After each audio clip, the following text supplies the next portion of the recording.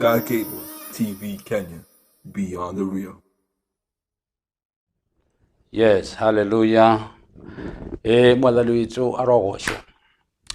Ninataka kutangaza kwamba nashukuru Mungu kwa sababu ya kukaribishwa hapa Sky Cable TV Kenya, ambayo ni TV ambayo imeenea sana na imependeza sana, kwa sababu huaga inaleta kila kitu chenye unataka, na ninaifurahia ninapokuja kwa sababu maneno mazuri yanaenea na yanakuwa msaada kwa watu wengi, na hata wao wenyewe wanapiga na wanasema mambo ambayo inafanyika hapa Sky Cable TV ni mambo ambayo inajenga watu. Kila kitu chenye kinaleta upungufu katika maisha ya watu inapatikana, na wanaleta suluhu katika watu, na wale walio wakubadilika wanabadilika na wanapata msaada mkubwa kwa sababu ya habari ambazo wanazipata. Kumbuka, habari zote unaletewa ili ujifundishe nazo. Ukisoma kitabu cha Isaiah 55 verses 1, 3, 4 inasema ya kwamba mambo yote ambayo tunayasikia ili tujifunze kwayo. Mambo yote ambayo tunasikia, Isaiah 50, ukisoma pale utapata inasema chochote unasikia ama chochote unaona inaonekana ili ujifunze kwayo.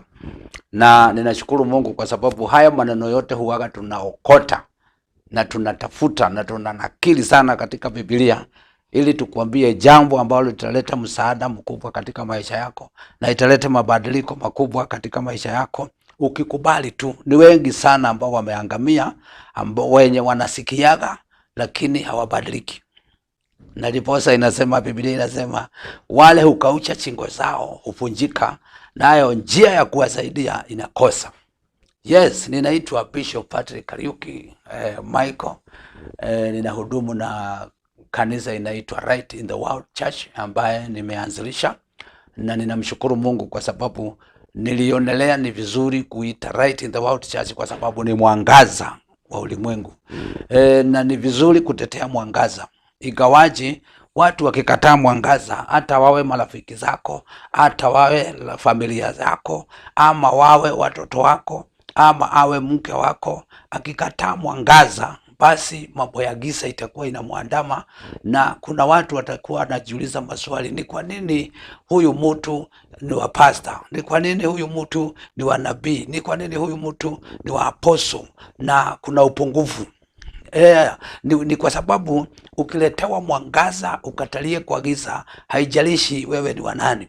Ndiposa neno la Mungu likaandikwa katika kitabu cha Ezekieli 17, akasema roho yoyote itendayo dhambi, basi hiyo ndio roho itakufa. Kwa hivyo ni vizuri kujitahidi, usijiitaniche. Hata kama baba yako ni askofu, hata kama baba yako ni nabii, hata kama baba yako ni apostle, hata kama mama yako ni nani, wewe jiitaniche na Mungu. Connection yako ni yako na Mungu, na unaweza saidika na uache wazazi, na unaweza saidika kwa sababu baraka zako ni zako. Ninataka kushukuru Mungu kwa sababu chochote kile mama anaweza kunipea tu ni mashauri, but nikikataa mashauri siwezi nikafanyika njia nyingine. Nikisikia mashauri ya baba pia ninaweza saidika, lakini nikiyakataa basi hakuna msaada. Mungu wetu Baba ametupea mashauri mazuri, ametuambia venye tutakaa na maisha yetu itakuwa vizuri. So ninahubiri hapa Kariuki North, na ninashukuru Mungu. Nataka nikupee simu kwa sababu naweza nisahau wakati tunaendelea kuongea neno la Mungu. Nikwambie simu yangu ni 0720 833374. Utaiweka tu wakati niko free, unaweza kuniongeleza ili uniulize swali ama mashauri ama maombi, na tunaweza tukasaidiana na wewe sana. So ninashukuru Mungu. Leo ninataka tuongee kipindi kinaitwa Usife Moyo. Usife moyo ni kwamba nimezunguka ama nimefanya utafiti wangu wa Biblia na wa watu, na nikaona watu wengi ambao wamedhoofika ni kwa sababu wamekufa moyo. Hii neno ndio ikafanya Mungu akaongea na Joshua akamwambia ujitie nguvu, kwa sababu kile kitafanya ushinde dunia hii ni kujitia nguvu, kwa sababu kuna mambo yanakuja na yanakufanya kama kwamba hauwezi. Lakini wacha nikwambie, sio wewe unaweza. Efeso inasema ya kwamba ninaweza mambo yote kupitia yeye aniwezaniaye. Huyu ni Mungu. Ukiingia kwa Mungu, basi yale mambo yote unashindwa kufanya, yeye anakuwezania. Na diposa wakati mtu amefanya jambo la ajabu, watu wanaposhangaa, anawaambiaga ni Mungu kwa sababu sio mimi, bali ni Mungu alinifanyia. Ninataka tushukue sifa zote tumpe Mungu. Unaweza kupata watu wameenda mpaka wamejipea sifa za Mungu, lakini hizo sifa hazikai. Na ni vizuri pia kusifiwa kwa sababu ya Mungu, kwa sababu Mungu akiingia ndani yangu na aninue sana, basi mnaona Mungu aliye ndani yangu na mnamfurahia. Lakini ni vizuri na mimi basi niwajulisha, si mimi bali ni Mungu aniwezaniaye, kwa sababu hauwezi peke yako. Yohana 15 Biblia inasema yeye ndiye mti, sisi na sisi tumatawi, na anasema tawi lote linaingia kwenye mti na likisaa linatengenezwa linasaa sana. Basi likiingia pale na likose kusaa, basi litakatwa. Hapo ni wakati ninakuhubiria tu habari ya hii kitu inaitwa mwangaza. Ukiingia kwa mwangaza lakini ukatae kuangaza, basi unakuwa kwa giza. Hili neno ni la ajabu. Siku ya leo ni kwamba usife moyo. Watu wengi wamejinyonga kwa sababu ya kufa moyo. Watu wengi wameua watoto na wamama wao kwa sababu ya kufa moyo. Unaona kama dunia imeisha na unauana. Leo hii nafikiri kuna mazishi ya watoto 4 na mama yao, watu 5 wanazikwa leo hapa kwetu Kenya, kwa sababu ya mtu ambaye alishindwa kuwa courageous na akasukumwa na mawazo na akasukumwa na shida ama na jambo ambayo lilimpata, badala ya kujitia nguvu aliyovekam, basi akafanya jambo ambalo limefanya mambo yawe mabaya sana. Basi akaua mke na akaua watu 5, wote leo wanazikwa. Huyu jamaa nimesikia kwa taarifa kwamba amepimwa na madaktari, wanasema ako sawa kabisa. Sasa kama ako sawa, ni kwa nini amefanya jambo hili ambalo linachangaza? Ni kwa sababu jambo lilipomkuta alidhoofika katika moyo wake na akakosa nguvu. Ninataka kuongea kuhusu usife moyo katika kipindi changu cha siku ya leo. Popote ulipo unaweza kufa moyo. Hapa siongeagi habari ya maskini. Neno la Mungu haina maskini, haina tajiri, haina msomi, haina nani. Wewe tu ukipungukiwa. Ninaongea kuhusu moyo. Usife moyo. Kila mtu anaweza kufa moyo. Na kila mtu anaweza kufa moyo. Na ukifa moyo, hapo ndio unafanyaga vituko.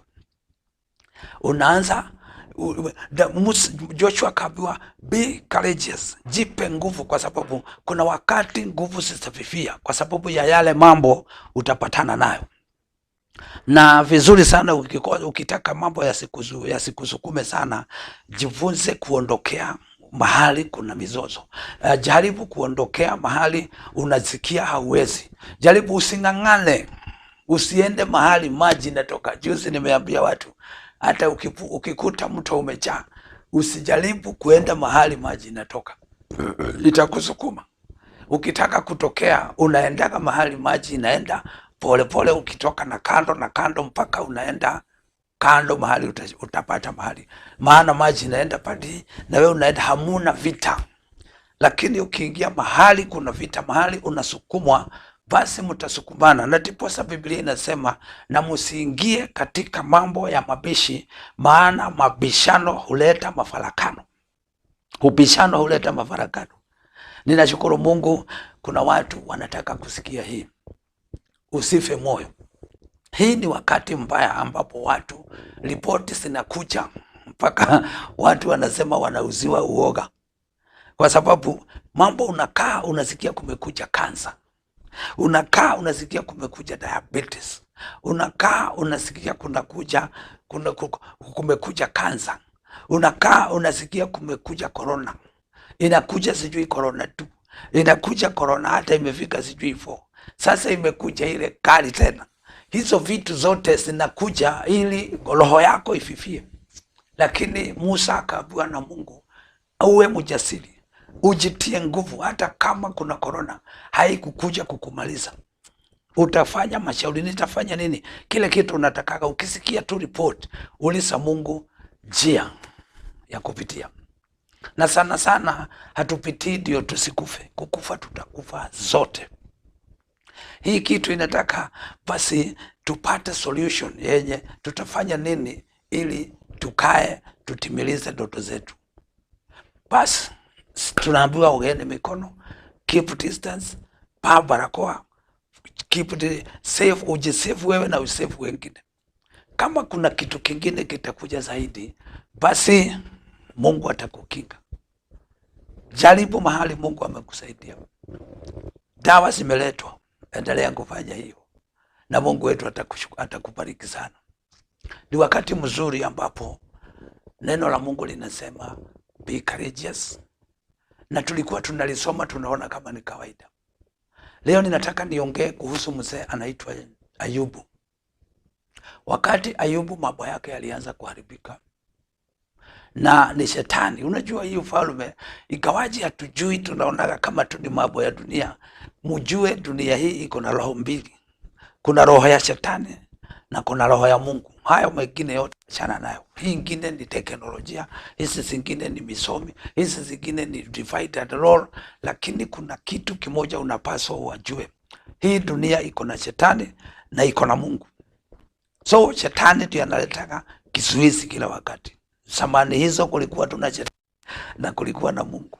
Na huyu Mungu, Ayubu akaamua kukaa upande wa Mungu. Basi naye shetani akawa pia naye anatafuta njia za watu wake.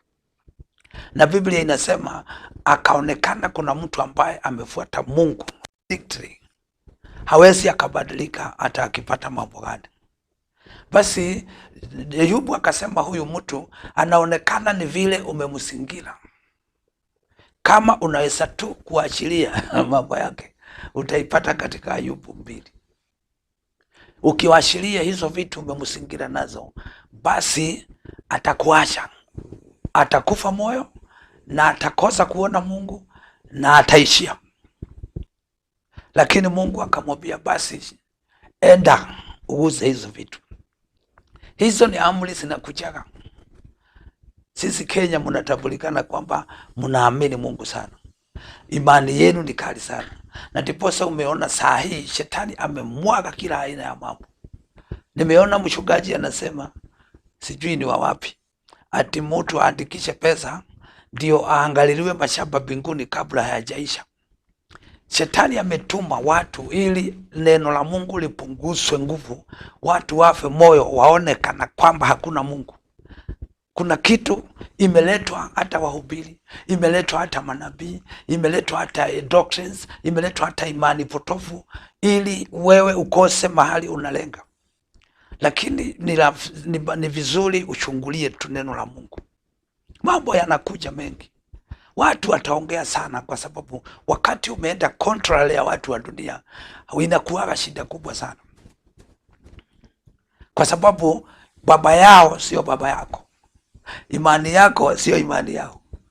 So Ayubu alipojaribiwa, Biblia ikakuta roho ilikuwa ndani yake na roho ilikuwa kwa mke wake, haikuwa moja.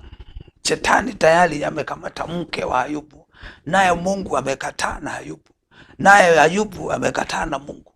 Hapo ndipo roho ya Ayubu haikufunjika. Usife moyo, hakufa moyo hata kama mashida ilikuja. Maana shetani alipewa ruhusa, enda uguze hizo vitu zake, lakini usiguse moyo wake. Ndio ninakwambia, usipoguswa moyo na shetani, basi utarithi ufalme wa milele hata ukifa. Moyo isipoguswa na shetani, hata ukifa unaishi na Mungu milele. Haleluya. So Ayubu akakatalia katika Mungu. Shetani akaguza mali, akaguza watoto. Biblia inasema watoto walikuwa na sherehe kubwa. Na wakati walikuwa wanakula hizo sherehe kubwa, kukafanyika jambo la ajabu, nyumba ikashikwa na kisingiziki. Ni shetani hiyo. Unakumbuka shetani ameambiwa enda ukaguze. So hata kama kumekuja hizo, hata kama kumekuja mambo ya kutingizwa, basi tukiwa wasomi tunaona ni nyumba zilitetemeka, ni tetemeko la ardhi, lakini tunajua kupitia neno la Mungu shetani ndio aliruhusiwa aende akaguze. So kisungusungu hizi ni shetani anafanya kazi. Sasa shida yetu ni hapo, ndio unaonaga hatujui. Kuna chomeka tunasema watoto, kuna kisingitiki watu wanakufa tunasema kila kitu inakuja, kwa sababu hatuna jicho la ndani la kuona hizi shida zinatoka wapi. Ni wakati kila mtu aanze kumwaza mambo ya Mungu. Na hata kama sasa wakati wa corona watu hawakujua Mungu, sijui tutawafanya nini. Hatutachoka, bali tutaendelea kuambia. Hizo vitu zote zilifanyika. Tunaweza ona ni mvua ilinyesha ikaua watu. Tunaweza kuona ni gharika zilikuja zikaua watu. Tunaweza kuta ni moto ilichomeka ikaua watu. Lakini ndani kabisa ni kwamba ni shetani anafanya hizi kazi. Na wakati taifa litainuka linyime shetani nafasi, basi hayo mambo yote unasikia dhuruba zinakuja, taifa linapata amani, mpaka mnashindwa kwani zile mambo zilikuwa zinafanyika siku wapi? Kile kitu kimefanyika. Confusion hizi zimeletwa kuchallenge na kupunguza uwepo wa Mungu. Ni kwa sababu hii maneno imekuja. Ingine imekuja na wachungaji. Nimeona pia mwingine amefungua yake. Kabla misa ianze lazima mgonge chupa 6 za pombe. Na ni bishop na amevaa kama bishop wengine. Na hiyo kitu pia inaleta upungufu mkubwa katika mwili wa Kristo. Huyu mwingine anapimia watu mashamba mbinguni, ati ako na mafuta mbinguni pia ni maproti, na mtoe haraka mlipe awapimie kabla haijaisha. Hiyo pia ni kitu ina praise utukufu wa Mungu kwa njia kubwa sana, kwa sababu ni uongo wa shetani. Shetani alipewa nafasi ili avunja watu moyo, waanze kukimbilia kwa mambo ambayo itapoteza imani. Na Biblia inasema katika kitabu cha Luka 24 kwamba siku za mwisho, isipokuwa tu ni Mungu atapunguza, hatapata mtu anamgoja. Sijui hiyo neno unaielewaje? Isipokuwa tukikikuyu tunasema tikane matuko akanyihia darona takuli mundu agakora amwetereire, kwa sababu mambo zenye zimekuja na hatuoni shetani, tunaona mambo. Tushukushule sikishomo, hatuone shetani, tunaona Mungu, tunaona watoto. Watu wakiuana, tunaona watu watafungwa na watatoka, na wakiwa jela wengine watauana, na wakiwa huko wengine watafanya. Kwa nini wamefanya? Hata male wa maaskari waga wanatulinda. Basi wameanza kipindi hicho, ndio mjue hakuna hekima ingine na hakuna uwezo mwingine na hakuna, ndio alafu watu wakufe moyo. Tukufe moyo na wachungaji, tukufe moyo na maaskari, tukufe moyo na wafalme, tukufe moyo na mabunge zetu, tukufe moyo. Sasa tukikufa kabisa tutaishi vipi? Lazima kuwe kuna solution. Solution ni wakati tutachukua neno la Mungu, tutafute neno ambalo linafaa. Haijalishi ni wangapi wamebaki. Biblia inasema kwa Mungu hakuishi na hakutaisha. So hata kama kutaharibika aje, kuna upande wa Mungu. Tukatalie upande wa Mungu, na upande wa Mungu hata uhitaji mambo mingi. Inafanyaga kwa sababu yeye ndiye nguvu zote, nguvu za manguvu, mfalme wa wafalme, mjumbe wa majumbe, King of Kings. Hakuna mtu mchawi wa wachawi, hakuna kitu kilicho kikubwa. So usipaswi kufa moyo kwa sababu ya mambo ambayo unakutana nayo. Na vile uko na kali na imani kali, ndio majaribu nayo huwa inakuja sana. Ayubu akaambiwa, nyumba yako, watoto wako wote wamebomokewa na nyumba, wakiwa wanasherehekea huko. Na huyu jamaa anasema, nani mimi tu nimebaki ili nikufikishie ujumbe. Hii ni matisho ya shetani. Ni mimi tu nimebaki. Kukaa tu kidogo, wakaona mwingine amekimbia. Mbuzi zote moto imeshuka kutoka juu mbinguni, na mbuzi zetu na ngamia na nini kukiwa na moto na zikachomeka, na ni mimi tu nimebaki ili nikuletee ujumbe. Kukaa tena kidogo, mwingine akakuja. Sasa ikakuja mpaka wakati mtu anakufaga moyo. Nimekuletea ujumbe kwamba usife moyo, hata kama biashara yako itaanguka kiasi gani. We anza kutafuta uhusiano wako na Mungu. Pengine kuna mahali ulienda kukaharibika, enda, hakuna msaada kwingine, enda kwa Mungu. Nimekuwa na mtu akaniambia hakuna mahali hajajaribu. Saa hii anakuja kwangu, ametoka kwa waganga 21. Huyu anamwambia hivi, huyu mimi nikaona heri nirudi kwa Mungu. Nikamwambia sasa ndio umeingia kwenye njia kamili, lakini nakuomba mambo yote ambayo imekufunja moyo uwe courageous. Sasa uambie shetani na mambo yako yote na yale yote yalikuwa ameangusha, basi kuanzia sasa nimejua njia. Maana mahali unashinda ni mahali utakosa kukufa moyo. Kile shetani anaogopa ni mwetu mwenye hakufi moyo. Na wakati mke wa Ayubu alisikia hiyo message zote zenye zilikuwa zinakuja kumletea zimfumfuje moyo, na hizo message ndio pia zinakuja zinapata huyu mtu anaitwa mke wake, na anasikia tu. Mke wake akamwambia kama ndivyo kumeenda, si utukane huyu Mungu. Inaonyesha basi roho ya mke wake imeanguka, imekosa imani, roho yake imekufa tayari, ameona hakuna Mungu. Anamwambia si umtukane huyu Mungu tukufe. Hiyo ndio tofauti ya mtu amekufa moyo na tofauti ya mtu ambaye akufagi moyo. Na ushindi wote unakuwaga kwa huyo mtu mwenye hafi moyo. Mambo inakujaga, inaongewa, inakugonga na inakugonga mpaka kiasi ya kwamba unaona hapa kweli isipokuwa ni Mungu nimeishiwa nguvu. Ayubu aliishiwa, aliguswa mwili mpaka akapelekwa kwenye kiwanja cha takataka. Marafiki zake wakaenda wakamsaidia kulia, wakaomboleza, nao pia ikafika mwisho wakamwacha, wakamwambia jua vile mumefanyana na Mungu. Hizo ni mambo inakujaga, lakini siku hizi wokovu wa sasa, ninaomba Mungu atusaidie turudi pale kwenye kilindini, maana tumekumbwa na mashida.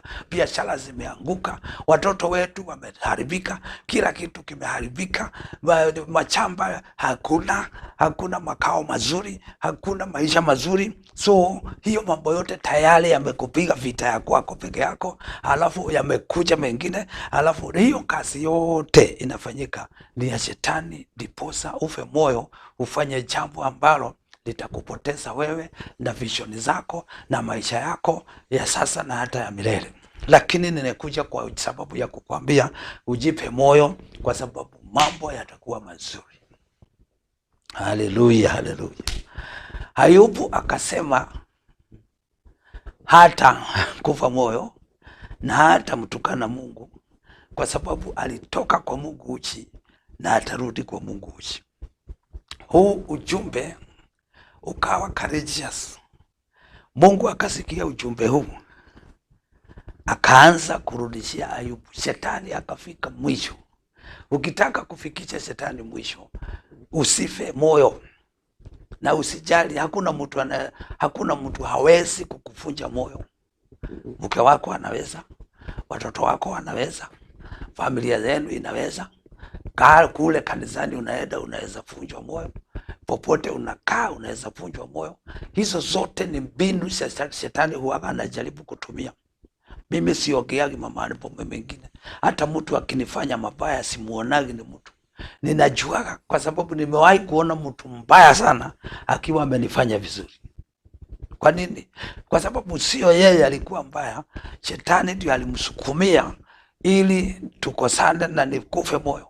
Lakini alipoona siku kufa moyo, basi akambadilisha, akamwacha. Si ati anambadilisha, anaonaga hapa sina kazi, anatoka anaenda. Akitoka Mungu anajidhihirisha, na wakati wote Mungu haanziliagi. Wakati manabii walikuja wakaabudu miungu mingine, naye Elijah alikuwa anaabudu Mungu wa kweli. Akawaambia, sasa tutakutana mlimani ili tujue Mungu ako upande gani. Hiyo ndio tukumenya Ngai wa mani uliku. Wakorwo ni Baali tusitugatire, wakorwo ni Ngai tumutugatire. Ni lazima ujue huyu jamaa alikuwa peke yake na hawa manabii walikuwa 450. Wakasema tutakuja kujua. Usijali ni watu wangapi wameenda kwa shetani, usijali ni watu wangapi wanakupinga. Ukisimama na Mungu umesimama na nguvu zote. Haleluya, umesimama na nguvu zote zenye zinashinda dunia na zinashinda kuzimu. Shida ile iko ni lazima ujifanye kichwa ngumu, ndio usiingishwe kwa kila kitu Kenya watu wanataka kufanya dunia hii. Hii mambo inaleta upungufu. Watu wengi wa Mungu ambao wametupwa wakati walikubali kwenda kwa mambo ambayo hayafai.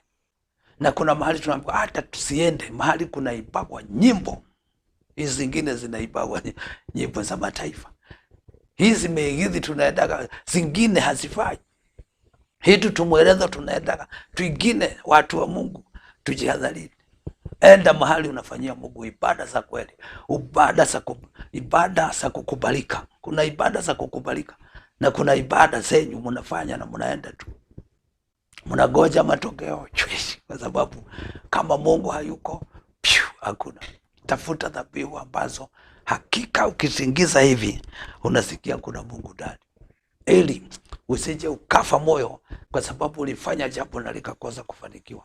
Kwa sababu ukifanya peke yako basi halitawezekana, lakini mkifanya na Mungu. Na si vizuri, sikimbiliagi kufanya kitu hata kama ni nini, hata kama ni kwangu. Jua hata kama ni kwangu ninaweza. Mungu hana viva. Anaangalia qualification pia. Kama kuna qualification duniani, basi hata kwa Mungu kuna qualification. Imani, kukosa kufa moyo kwa njia nzuri katika neno ni imani. Na Biblia inasema mtu ambaye imani yake haijasimama anapeperushwa na mambo kama vile bendera upeperushwa na upepo, ama anapeperushwa kama vile dhuruba za maji zinapeperushwa na upepo. Basi huyo mtu asidhanie ndani ya moyo wake kwamba kuna kitu atapata kutoka kwa Mungu. Kwa hivyo kukosa imani ama kufa moyo ni hatari sana, ni dhambi kubwa sana. Jizoeshe kuomba nguvu. Hata kama unasikia hauna, omba Mungu imani. Sina vya kutosha, na ninaongea hivyo nikiboost pia imani yangu, ili pia niwe na imani ya kufanya makubwa yale yamenishinda. Na kusema kupata kwangu upungufu fulani, si kwamba nimeshindwa, ninang'ang'ana. Kuna muibaji anaitwa Reskimu, anasema hajagusa kakamba lakini bado amekimbia ili aguse Kariuki. Ni vizuri kung'ang'ana. Hatujakamilika, lakini ni vizuri tujue kuna mahali tunataka kwenda ili tufike destiny zetu. In the name of Jesus. Usife moyo, ndio ujumbe wa sasa. Huyu mama mwingine anaitwa Ana wa Harikana. Huyu mama alikuwa kila wakati Penina anamvunja kwa sababu amepata watoto, yeye hana, na yeye ndiye mke halisi wa Harikana. Penina akapata wa kwanza, Penina akapata wa pili, hadi wa 12, akiwa tu anamdhihaki Ana. Ndio Ana afe moyo. Nataka kukushauri usife moyo.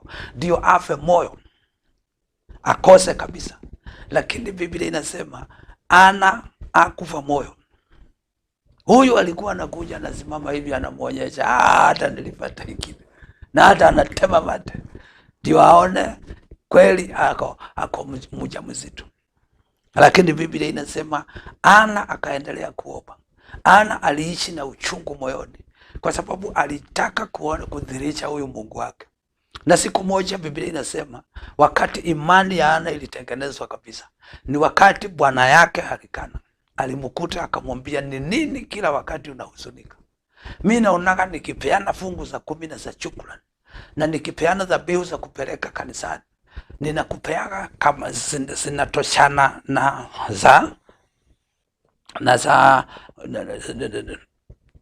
za huyu mama mke mwingine mka Mwanza.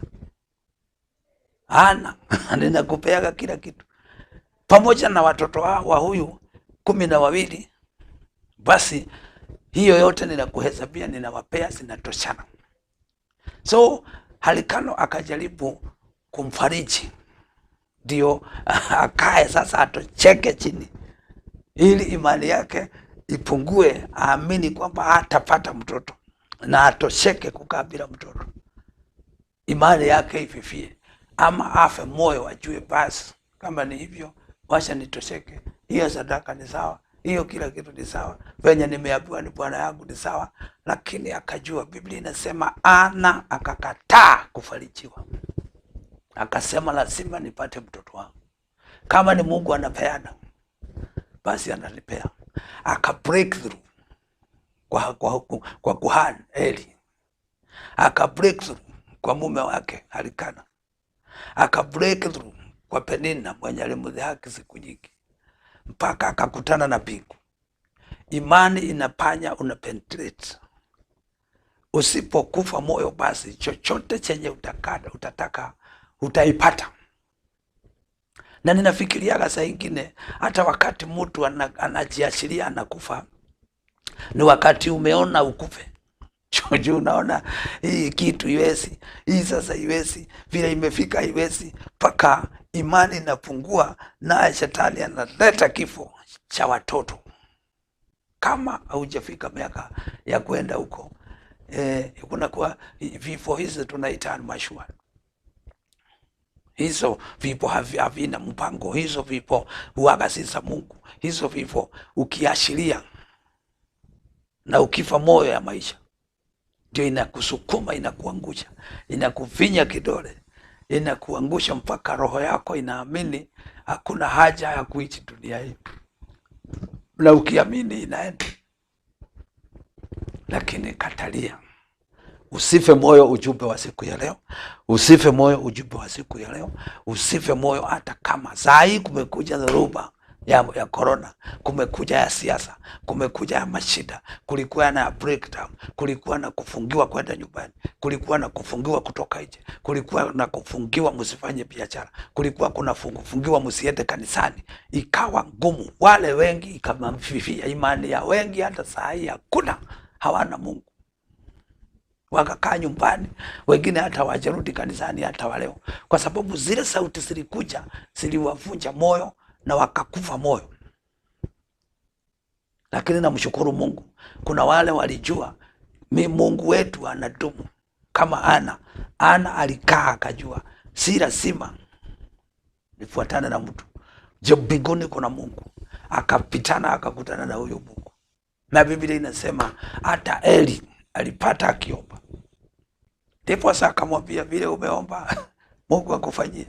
Na Biblia inasema usiku huo akafanyiwa, kwa sababu alikataa kufa moyo, akatakatalia kwa imani, nayo imani ikamtetea. Tetea imani, nayo itakutetea. Haleluya. Ninapenda hii neno la Mungu sana, ninaipenda kwa sababu ukiitetea, ni mambo mengi sana yangu huaga imeharibika. Unaweza fikiria anahubiri hata ninaweza taka kukaa kama huko, lakini bado kuna mambo, kwa sababu shetani naye venye anaona uko na imani, naye anatafutaka vitu akileta,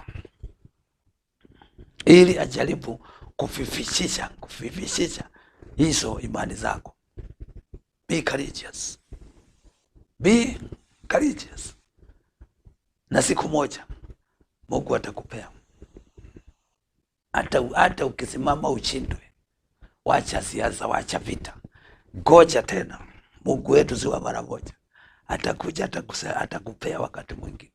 Wakati utashindwa, weka amani, jua hiyo ni mapenzi ya Mungu. Jina hilo mapenzi la Mungu huwaga inakusaidia sana.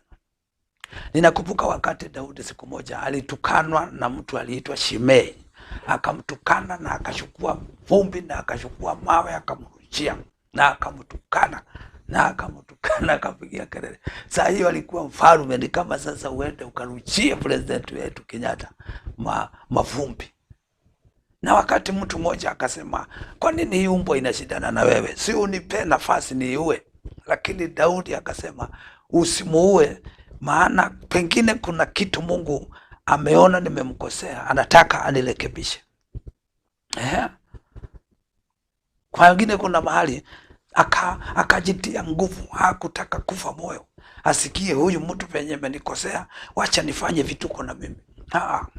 Unajitia nguvu, unakuwa courageous. Hata kama nimetukanwa, ninakosa kufa moyo, kwa sababu nikifa moyo nitafanya mambo mengine isiyo yangu. Akakataa, hakumuuliza. Na ninaona hata Uhuru anafanana kidogo na Daudi. Juzi nimesikia kijana amemtukana vibaya sijui na mama yake.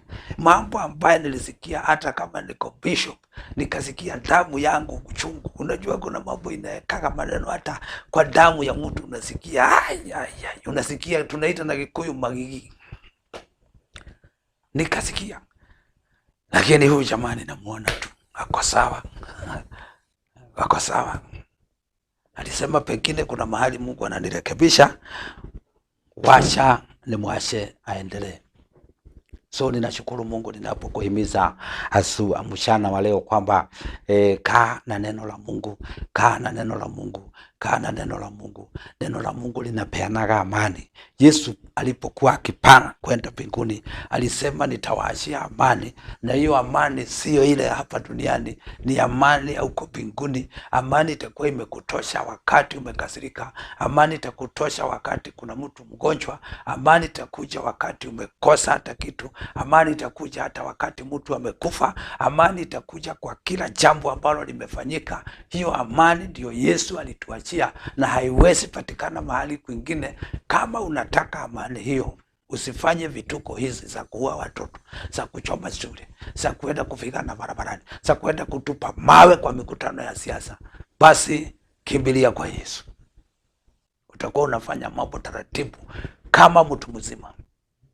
Mtu mzima anafanya kama mtu mzima. Nasikia watu wanasema si ujifanye mtu, ufanywe mtu.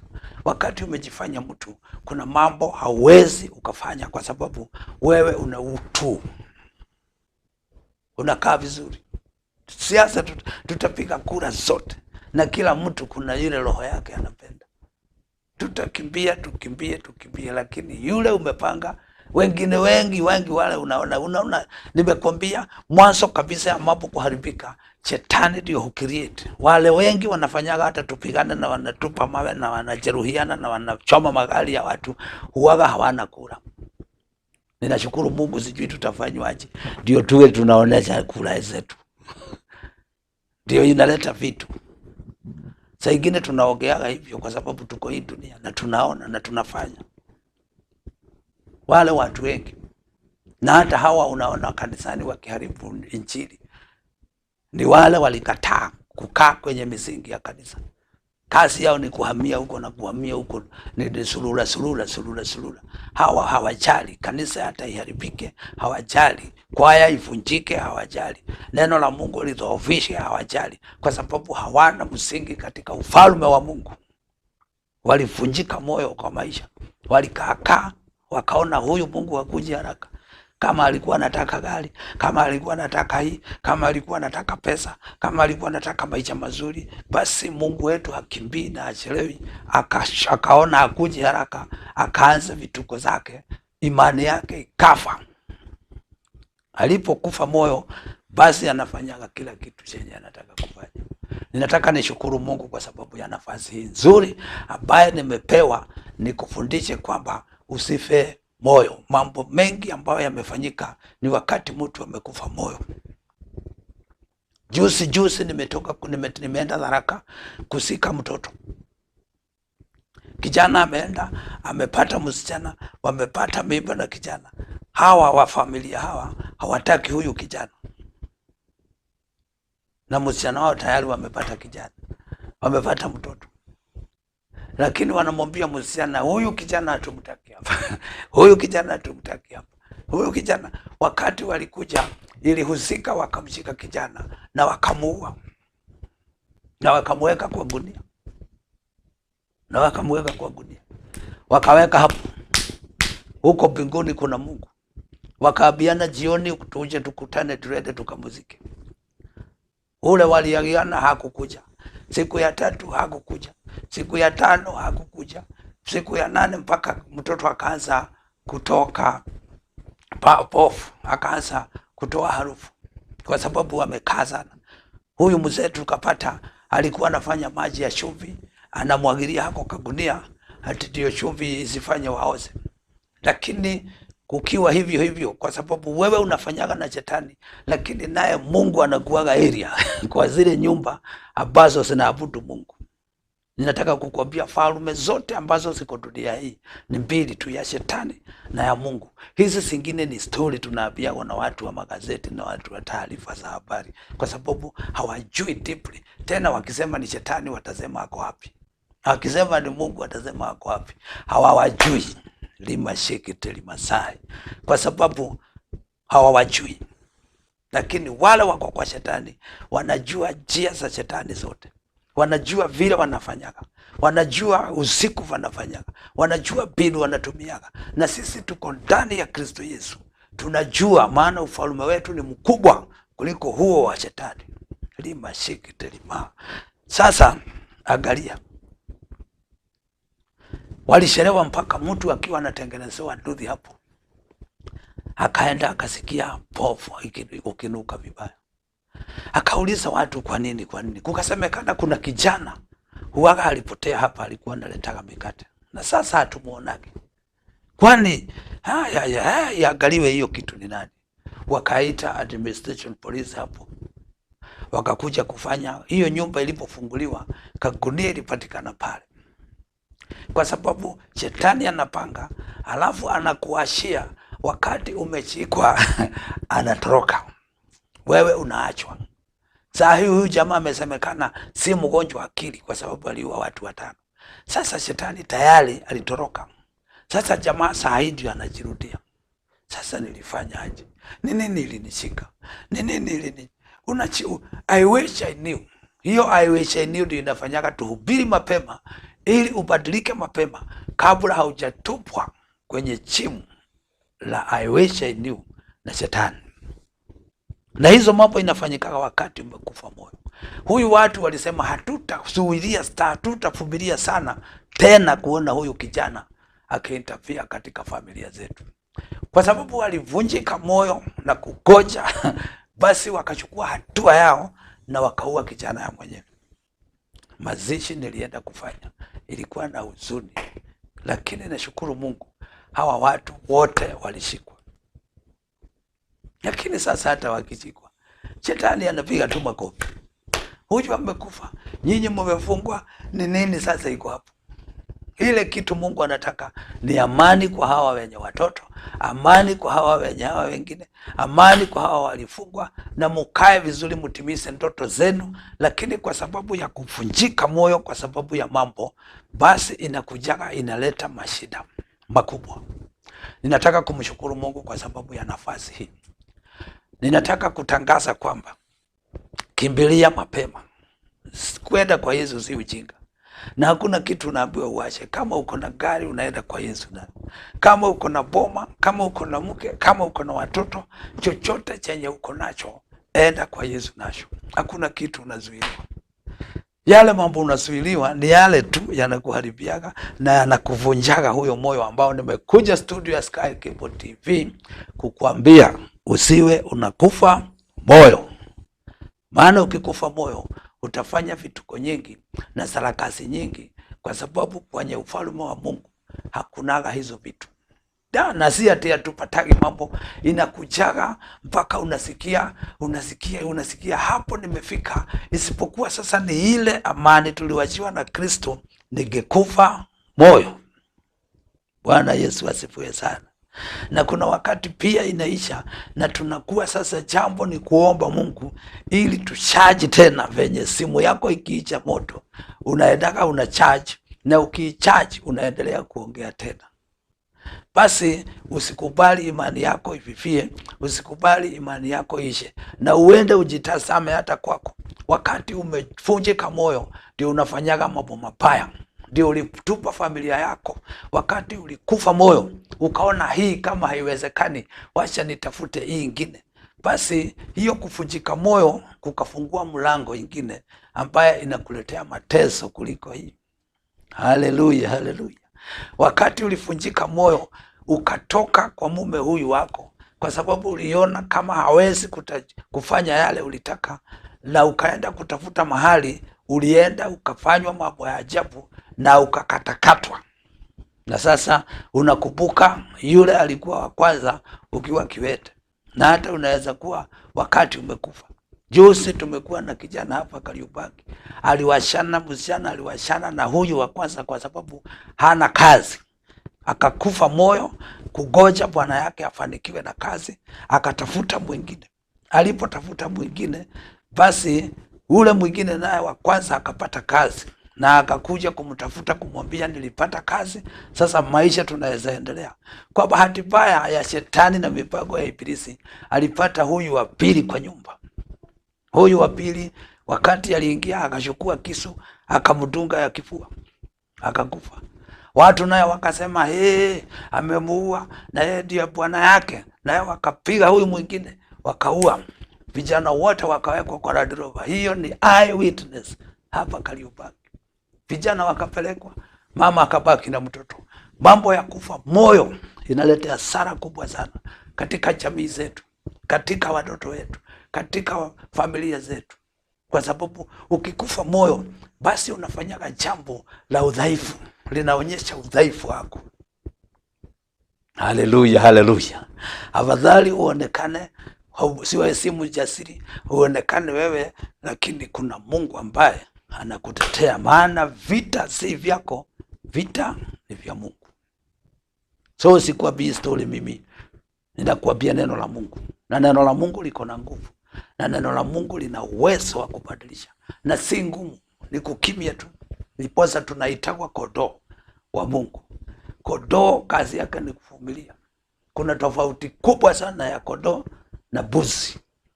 Kondoo ukiinamisha inakimya. Kondoo hata ushike miguu inamisha inakimya. Enda ujaribu kuguza mbuzi hata sikio hivi, usikie kelele ya itakoka. Kwa sababu tofauti kubwa. Soma katika Mathayo 25 verses 31 to 36.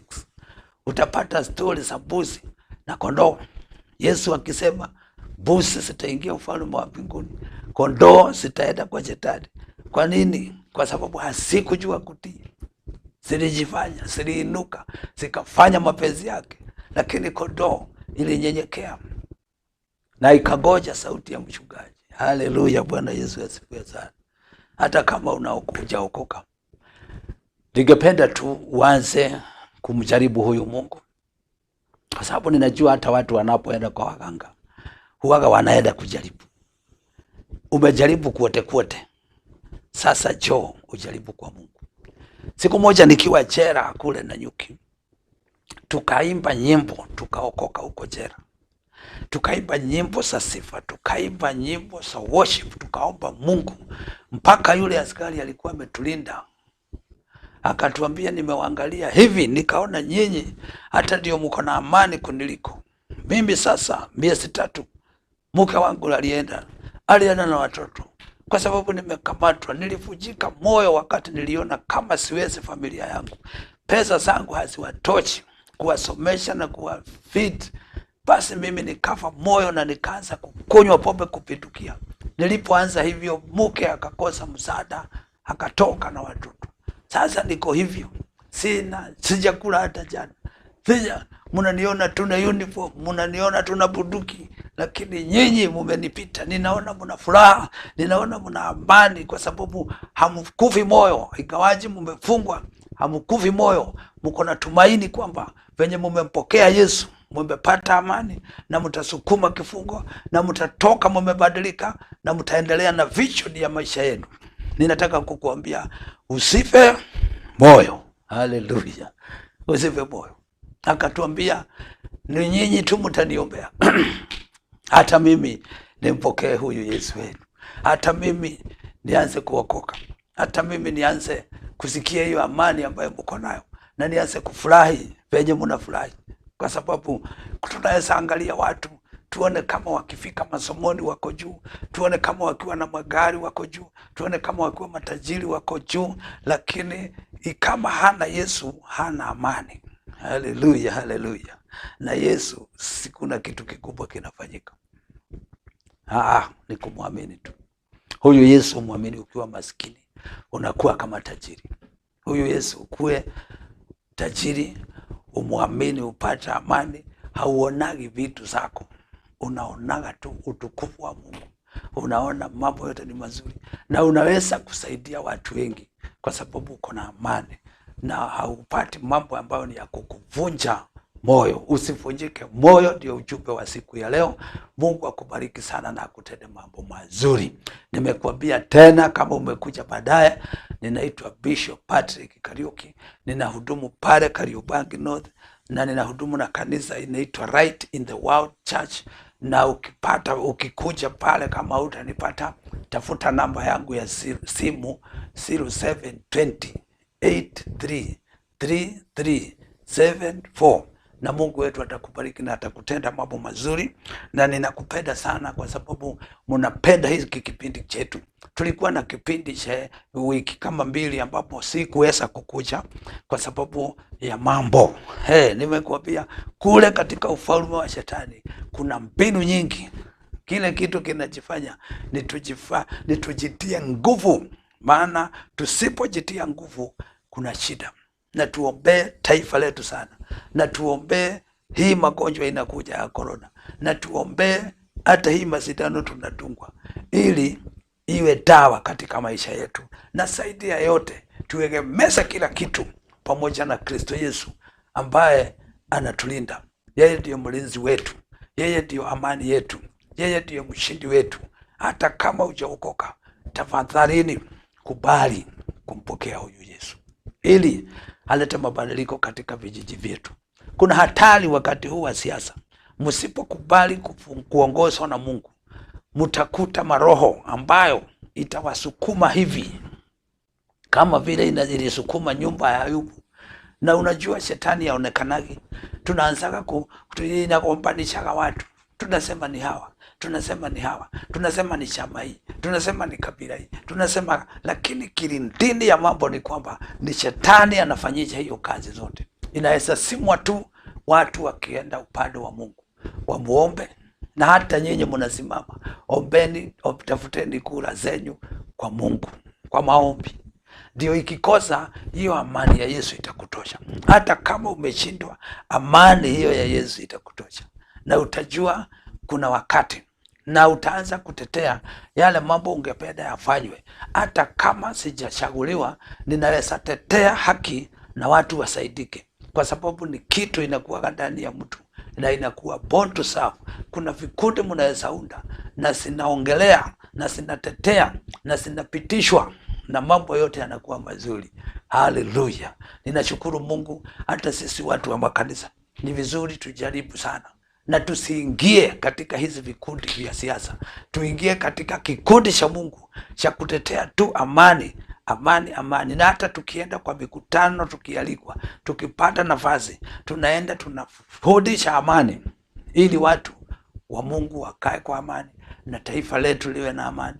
Na Mungu, taifa likiwa mikono ya Mungu juu hivi, mnafanikiwa bila ya kujua, mnaponywa bila ya kujua, mnabarikiwa chakula, uchumi na kila kitu, na mfalme wenu anakaa kwa amani, kwa sababu amani ya Kristo peke yako ndio inaweza kutosha watu. Ninataka kumshukuru Mungu kwa sababu ya kipindi hicho kizuri ambacho amekuwa pamoja nasi. Ninataka nikubariki kwa sababu Mungu wetu ni wabariki, ni wabaraka. Ametuahidi mahali popote tutakapoenda, tutakapokaribishwa, tukaache tumebariki mahali hapo. Ninataka kushukuru Mungu kwamba Mungu wetu ni mwema. Mambo yote makubwa ambayo huwa yako mbele yetu hatuyawezi kwa njia nyingine maana nimekupa siri kwamba yanakujaga ili uvunjike moyo, na ukivunjika moyo ndio unachukuaga decision zako, na hizo decision zako zinakutupaga kwa shida, na ukikutupa kwa shida, shetani mwenye amekozi hizo vitu ni kutoroka tu, anatorokaga. Saa hii huyu jamaa aliua watu wake, shetani alienda amemwacha peke yake. Saa hii hata mkimuuliza swali hawezi kujibu, kwa sababu yule alimsukuma hayuko. Haleluya, haleluya. Lakini namshukuru Mungu, akimpokea tu Yesu watatembea pamoja naye. Yesu alitembea pamoja na Yusufu wakati wote, aliishi korokoro na akakawa mfariji wa wafalme na watu wote maaskari, na akafanyika mfariji, na alipotoka akawa msaada mkubwa katika familia yao na taifa. Ninaomba Mungu katika jina la Yesu, kila mtu akajichagulie njia nzuri, maana neno la Mungu, jifanye tu pende neno la Mungu. Wacha kupenda mambo ya bure, wacha kupenda miujiza. Wacha miujiza mzuri ni huyu muujiza wa kwamba amani tu. Ukipata amani, ukipata amani, hakuna muujiza ulivyo kama wa amani. Amani, amani, amani. Na ndiposa Biblia inasema, nikimalizia, tafuteni amani na muifuate. Kwa hivyo amani ni kitu inapoteaga, lakini tunashauriwa na neno la Mungu kwamba muitafute na mukiipata muifuate sana, maana mkifuata amani mtakuwa salama. Nataka nikubariki ili Mungu wetu akubariki sana. Ninakuwa pale Kariuki North na Mungu ni mwema. Tunafanya pamoja, ninafariji watu wa slums, wale watu wako chini sana. Ninawaambia msife moyo, Mungu anakuja. Mimi nilikuwa chini, nililewa na shanga, nililewa na shida, lakini Mungu ni mwema. Kwa hiyo yote nimepata amani, na nimesikia hata kama mambo yako na hayataisha, nimepokea upande wa amani, ambapo amani hiyo itanitosha mimi na nitaweza kugawia wengine wote ambao wamekosa amani. Nataka nikubariki kwa maombi ili nikuache ukiwa umebarikiwa katika jina la Yesu. Nataka nikujulishe, nilikuwa nimetumwa na producer Rose Praiser kwamba leo anakuja baada ya taarifa, na atakuja na mgeni. Kwa hivyo usipotee kwenye mitambo ya Sky Cable TV, na Mungu wetu akubariki sana. Baba mtakatifu, katika jina la Yesu, nimekushukuru kwa sababu ya neema na upendo wako wa ajabu. Asante kwa sababu ya kukaribishwa hapa Sky Cable TV Kenya. Nikawaleta ujumbe wako, ujumbe ambao ni watu wasife moyo, maana kuna mambo makubwa, kuna magonjwa, kuna mashida, kuna corona, kuna breakdown za mambo mingi. Lakini Bwana wa majeshi, tukikaa katika amani yako, tusikubali kufa moyo kwa sababu mambo yameenda venye hatutaki.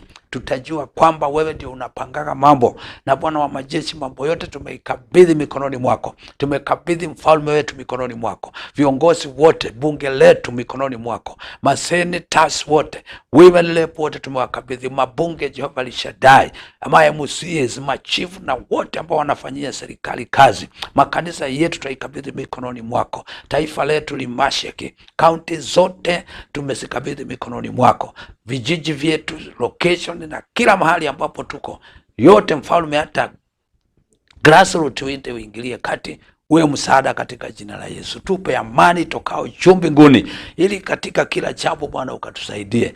Corona tumeita shetani, tumeiamuru, tumenasema Bwana wa Mungu ukaingilie kati, ukaifagie kama uchafu, ili taifa letu likawe na amani na ushindi, nazo sifa na utukufu zikakurudie. Nimebarikisha Sky Cable TV Kenya na wala wanafanya kazi na waanzilishi wake, wabariki na wapanulie mipaka na watende mambo mazuri, na nimewabariki hata wale wako nje ya taifa letu, wote wabariki na watende mema, nazo sifa na utukufu zikakurudie. Tumejibarikisha ili ukatubariki, maana baraka za kila aina zinatoka mikononi mwako. Kwa jina safi la mwana wako Yesu Kristo tumeomba pamoja na kushukuru.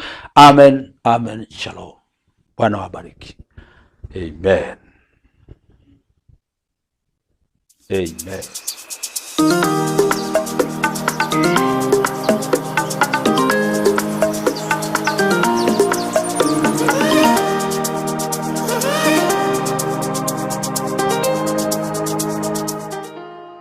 Sky Cable TV Kenya. Beyond the real.